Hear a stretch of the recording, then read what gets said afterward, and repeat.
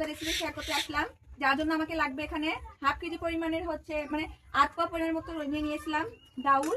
আর সঙ্গে এখন এর মধ্যে সঙ্গে নেব কচু, আলু, শসা, করলা, পটল আর কাঁঠালের বিচি। সঙ্গে নিয়েছিলাম পুঁই শাক। সেটা বেটে নেব।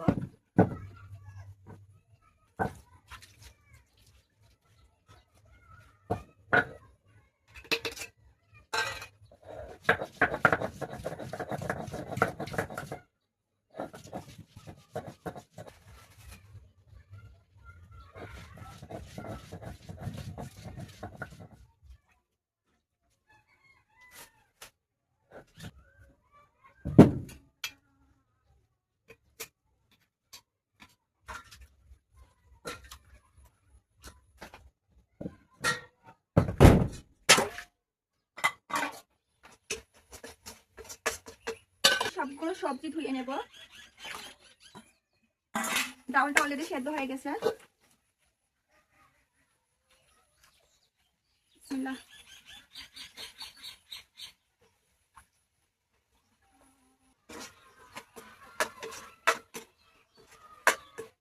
এখন আমি পুঁই শাকটাও দিয়ে নেব।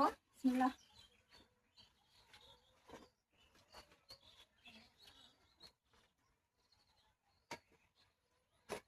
এখন আমি ঢাকনা চাপা করে দেব। 5 মিনিট পরে ঘুরে আসবো। পানি দেওয়ার পর নাড়া দেওয়া হয় নাই, তো নাড়া দিয়ে নিচ্ছি একটু।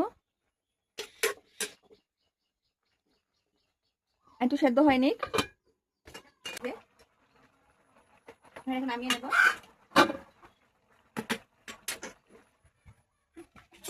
না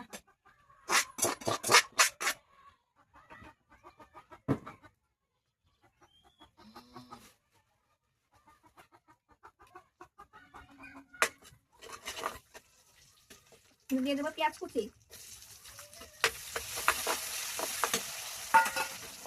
এখন এই পেঁয়াজের মধ্যে দিয়ে দেবো 4 কয়েকটা জিরা, আর দিয়ে নিব সঙ্গে কয়েকটা পাঁচফোড়ন, ডাল সম্বারা যাই বলেন আপনারা, এটা দিয়ে নেব। এর মধ্যে দিয়ে নেব। বিসমিল্লাহ।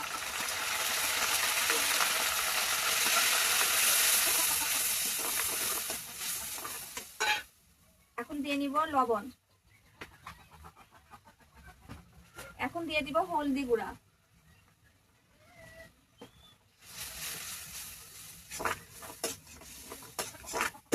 এখন দিয়ে দেবো একটু ঢাকনা চাপা।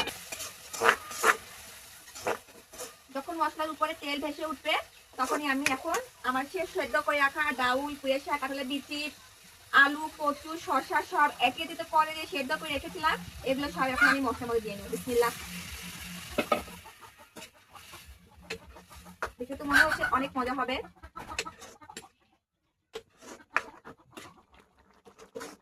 এখন কমপ্লিট হয়ে গেছে, এখন আমি ঢেলে নেব তরকারিটা।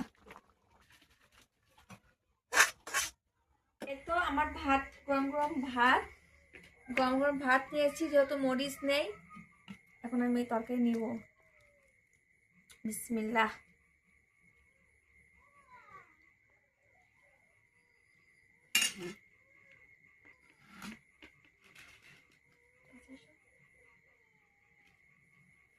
বিসমিল্লাহ মানে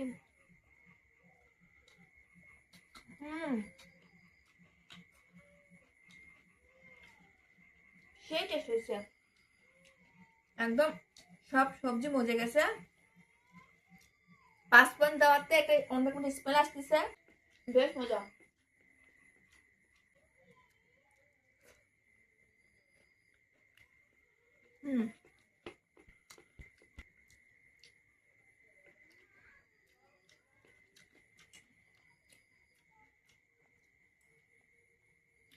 এটুকু হবে না, অনেক মজা তরকারি, বেশি লাগবে।